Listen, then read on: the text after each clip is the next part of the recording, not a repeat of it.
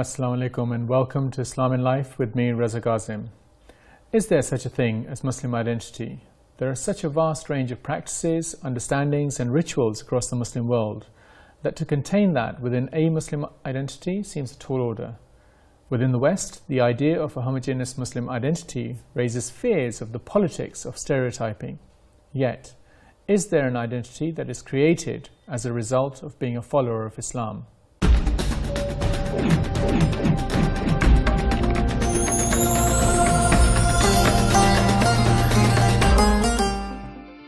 Muslim identity has become a controversial issue in many countries across the Western world. People's localities, personal beliefs and perspectives are all being questioned. What does Muslim identity actually mean? The first and most important element of Muslim identity is the faith. This identity tied to the faith has strongly evolved in the past decade. Muslims are a diverse group made up of several nationalities, social and economic backgrounds. In the Western world, they have created a common bond, and what ties them together is Islam, with the religion now being the basis of their identity. Muslim identity is about peace, unity and tolerance, and it's important to keep honesty, integrity. That's all about Islam as well, which is missing in today's world as well, and it's misrepresented in the media. I think Islam, to be honest, it starts from the heart, and after that you can work your way around it, and it follows, the rest follows. Obviously there's two forms of identity. There's one identity which obviously the media portrays or some people want to believe, whereas there's another identity which true Muslims have, and hopefully inshallah that is what most sensible people understand is the practicing of this religion, where they should be kind, care for other people, and not just their Muslim peers but people of all religions really, so they can lead an example for the faith. It is important for all Muslims to get involved and show what Islam, the true Islam is, and not the media Islam.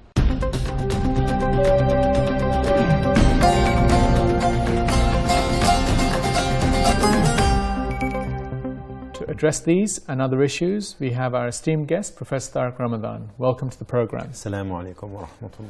Wa alaikum assalam. I want to start off by asking, what is the meaning of the identity of a group?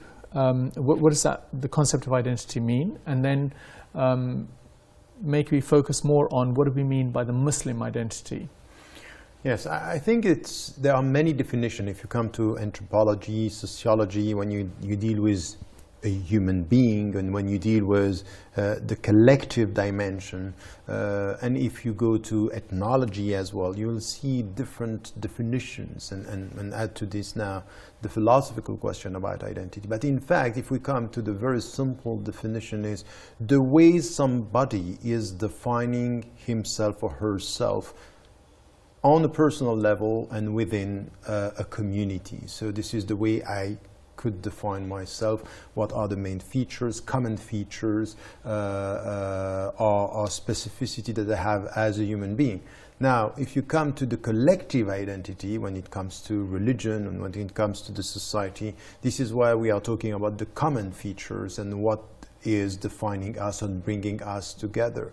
So it can be to rely on a specific state or a nation or a religion. So there is the way we define ourselves from within, with our own understanding of our being on the individual dimension or the collective dimension. But it's not only this. There is also another way of dealing with identity. You define yourself as opposed to somebody else, as opposed to another community. So it's also the way you are perceived that is defining your own identity.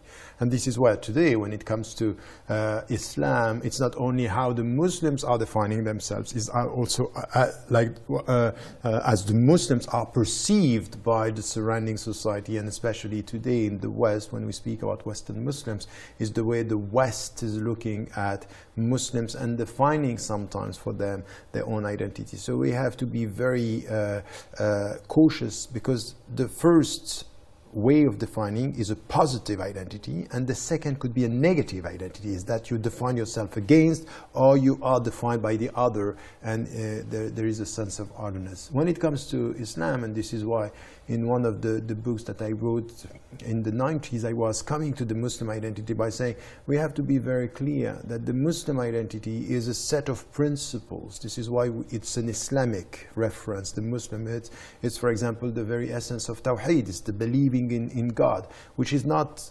always connected to practicing, because even for some of our brothers and sisters who are not practicing Muslims, they are still Muslims, and they are saying that they are Muslims, and some, even if they are not even believing, and some are in such a situation, they are defined as Muslims by the others. So it's the two-way again that we find. So it's believing in Allah. It's this believing. It's a set of prohibitions and obligations that are defining, so the principles. Then there is something also which is very important when it comes to defining the Muslim identity. It has to do with education. A Muslim, by definition, goes from his or her belief to respect the prohibition, or the obligations, and avoid the prohibitions, and this is done through an educational process, which is important. And the last dimension of this identity, based on the principles once again, is to be active, because what we have in the Quran, الَّذِينَ آمَنُوا وَعَمِلُوا الصَّالِحَاتِ, those who do good deeds, meaning that we have to be active, and it's through our actions. So these are the principles. But does it mean that we have only one identity? Does it mean that we can reduce? No, these are the principles, and we can see that Islam is telling us, for all the Muslims around the world, these principles are the same. Now, the way it's going to be translated into the reality of our respective societies and cultures is going to be different. But it's that precise difference that creates different identities, because you have a spectrum in the identity, as you've identified.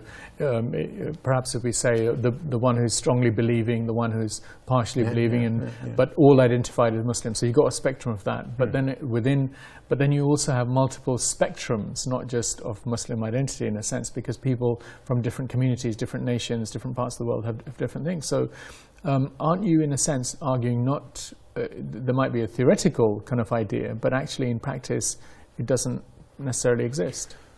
No, something exists, which is the principles that we rely. If, for example, you say I'm a Muslim, you acknowledge the fact that there is one God. It's the starting point of everything. A shahadatain, meaning that there is one God and that you are following in the footsteps of the messenger, that you acknowledge. And then there is something which has to do also with your understanding that with this, there is a way that you have to deal with principles and limits and ethics and rulings. This is something which is important. So it's everywhere. Here we are not talking about the fact that you are more or less practicing. It's just to acknowledge that this is what we define as the principles of Islam, from acknowledging that there is one God to behaving in the light of the principles, and in between there is an educational process about what is right and what is wrong. This is our identity wherever we are. Now, this cannot define. In fact, this is what I call it an open identity. It's based on principles, but it's open to everything else. For example, that you can be a man and you can be a woman. It's part of your identity. That you have a nationality. It's also part of your identity. That you have a specific culture, and the culture could be different within the same nationality. So we have levels, or we have dimensions of multiple identities that are based on some common principles. So this is why we have to say in Islam, we don't have a problem with multiple identities, as long as we also know that some of the principles are immutable, and they are beyond geography, and they are beyond everything else. It doesn't mean, again, that it's an exclusive identity, and it doesn't mean that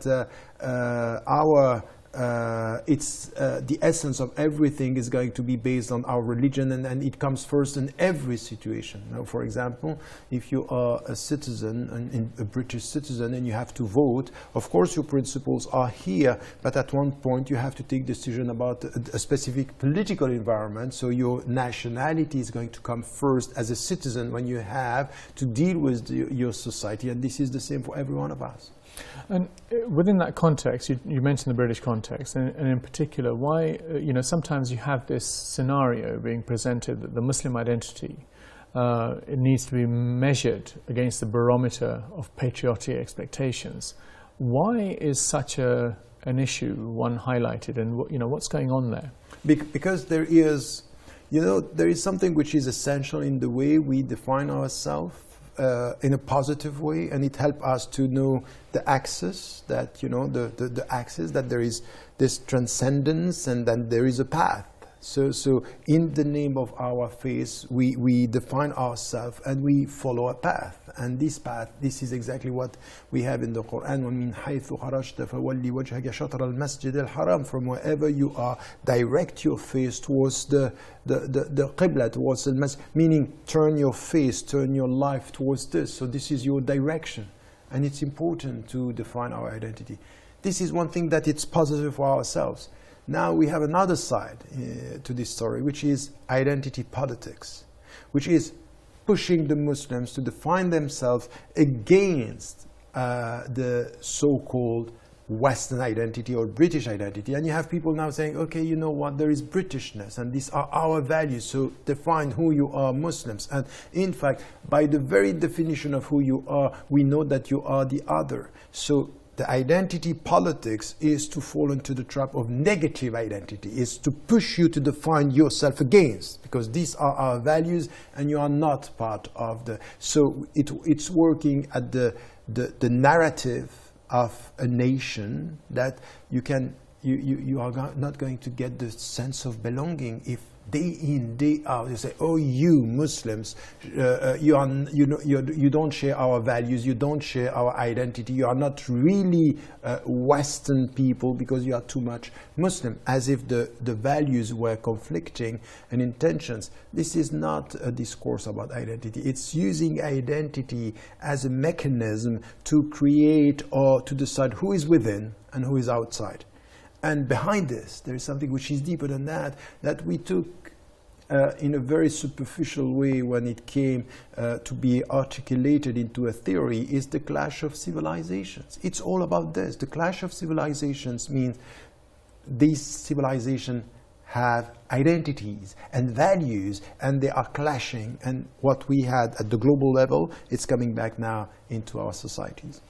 And you talked about posing this as a completely against the system or the society, but then you also have Muslims coming up with this idea that they're falling over themselves and, in a sense, being apologists to actually say that actually the Islamic values fit completely within the sense of the British society or British values or whatever they happen to be. So what's going on there? Muslims, they want so much to show that we don't have a problem with the values of the perceived others, that everything is possible. And then there is no access and there is no path. There is nothing. So this is the kind of Muslims without Islam, that they are defining their identity as the common denominator with the surrounding society, to the point that there is no substance to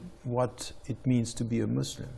And I would say between this and that, there is another way, which is, at the end, we have our principles. We have things that are very specific. The way we pray is specific. The fact that we have prohibitions, it's specific. That we that's life. This is our decision. This is our freedom. This is our path. But at the same time, this doesn't mean that we don't have shared values, shared principles, that we can work together. We all are for justice. We all are against poverty and against racism. This is why we have to come together. It's not in the name of our shared values that we have to dismiss our singularity. But it's not in the name of singularity that we have to deny the fact that we have shared principles. And at the end, this is going to be the wrong way. This is really playing into the identity politics, which is so dangerous. We like to make this show as interactive as possible and value your comments. Here is what you have said this week.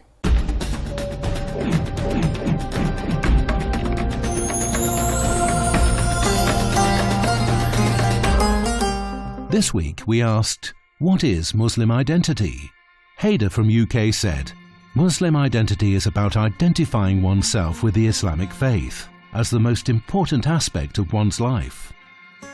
Kasim from Nigeria said, it is about recognizing that whatever one's nationality, race or culture, Muslims everywhere share a common identity based on their religion, and this is the most important reality of their lives. Zainab from Spain said, Muslim identity is related to identifying oneself with one's faith. However, this does not mean that Muslims don't have other identities.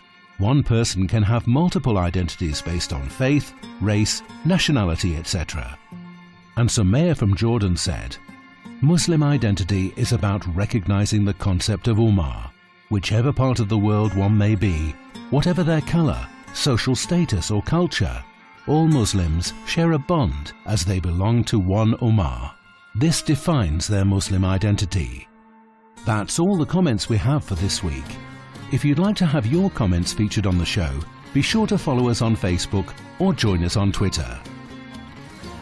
One of the things, and we talk about the politics of identity, that there is an attempt to create the British Muslim identity and as somehow being different or whatever. I mean, is that an attempt to break with the concept of the Ummah? What is going on there? No, it's not, depending on how we are dealing with it. Because for some, this is exactly the point. It's just show us how much you are British and how much you can leave from your Islamic or Muslim identity.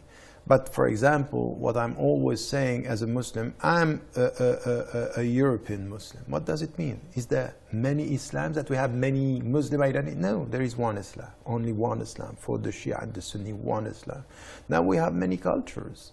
And for somebody who was born and raised in Europe or in Britain, I don't have a problem to take from the surrounding culture. I should do with the British culture what the Arabs should do with the Arab culture, which is take what is good and select and resist what is wrong. Because not everything is good in the Arab cultures or the Middle Eastern cultures. So we have to deal with it. This is exactly what we have to do. So if I'm saying, for example, there is something which is called the British Muslim culture, means respecting the Islamic principles and getting the right path or taking the right ethical and cultural dimension from the British culture, and there is nothing wrong with this. So there is something now which is called European Islam.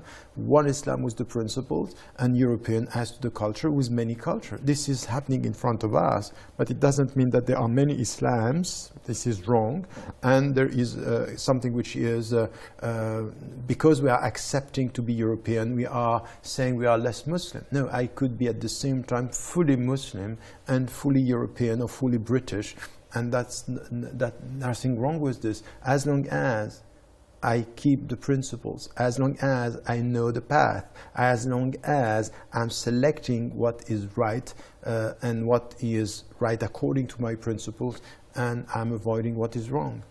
But within the development of that identity, so for example, within the British context, you have the situation scenarios being created that people who are vetted by the government would be the ones that can be imams of masajid and so on. So there is that kind of trend that is developing. So is that not trying to, is that not in itself creating problems? Is there not a sense of social engineering? Yes, you're right. And this is why the only way for us to achieve what we were talking about is to be independent. Politically independent, intellectually independent, religiously independent, and financially independent. We need to have this independence. We have to think for ourselves and not to think through the institutions and people who want us to be the way they want us to be used by them, and to lose our principles and our identity. So this is where we see, and you are referring to those people who are so much attracted by, you know, authorities and power institutions, that they are ready to sell out everything. Now we have to say, no, that's not what we are talking about here. The only way for us to be really, truly British citizens with our Islam and to marry, to make them, to reconcile the two dimensions, is through independence, and to be able to build for ourselves our frame of reference. And that's critical. That's critical. Why? Because we are not in a void in the West. We have lots of political challenges. Governments are playing, and they want us, sometimes they want even the British or the French or the German Muslim citizens to support the policies of the government that are in fact not ethical, destroying and killing in the Middle East, and even forgetting the Palestinians, for example, or the poor, or the oppressed people. No, that's not the way we are going to be citizens. We are going to be principled citizens. We need an ethics of citizenship, and ethics of citizenship is never forget who you are, what you believe in, while you are a citizen wherever you are. The idea of identity and the understandings of identity evolve. So in that sense, why is it important to have this idea of Muslim, of a Muslim identity? Because they're constantly evolving. Yes, it's evolving, but it's exactly the same with what we have Islamic law and jurisprudence. We need to have we need to know the immutable, and we need to know the changeable. And life, you are moving. You know, we were at the beginning, Islam was in the Middle East, and then is around the world. Things are moving. So, and within our societies, things are changing. So it's an ongoing discussion. It's an ongoing definition of the self, which is necessary. Why? Because if you want to know your way, while things are moving and maps are changing and the reality is complexified around you, you need to reassess. You need to get, but always not on the defensive. So this is also the psychological side of the way you define your identity. Say, I define it for myself. I define it from within. I define it with while I know where I want to go, and then I deal with the people. I don't let the people define it for myself. I don't let the people to push me to define it against them. And at the point, you know, we have some Muslims, they think that they are very strong because they are reacting to what is imposed onto them by the West. Now, it's just show that by the fact that you are reacting, they are pushing you to define yourself through them. So it's alienation. So we need to have this understanding, and that's something which is very important in our tradition. The universality of Islam is not the status quo in the past. Is to deal through the principles with the changing world, the changing realities. Is make up your mind, know your principles, and keep the right path, keep the right. So this is where we have to work with this, without falling into the trap of making it a dirty business about identity, because this is what we can see in politics today, with the emotional politics, with spreading fear, and it's an identity against the other, and you have far-right parties. They are playing with this in a very, very dangerous way, so we have to be cautious. Lots of interesting points being made. Thank you for that. We've looked at the Muslim identity, and it's been stretched in different directions by different Muslim communities around the world. In fact, the attempt to influence the meaning of Muslim identity has also come from outside the Muslim world, and sinister concepts of social engineering are referred to as the methodology deployed to influence the development of Muslim identity that reflects and pays homage to the dominant ideology of the West. The way the Muslim society shapes the Muslim identity needs to be cognizant of these realities. The time is up for today's topic. I would like to thank Professor Tariq Ramadan for his views on this topic, and of course all of you at home for watching. Goodbye until the next time and another edition of Islam in Life.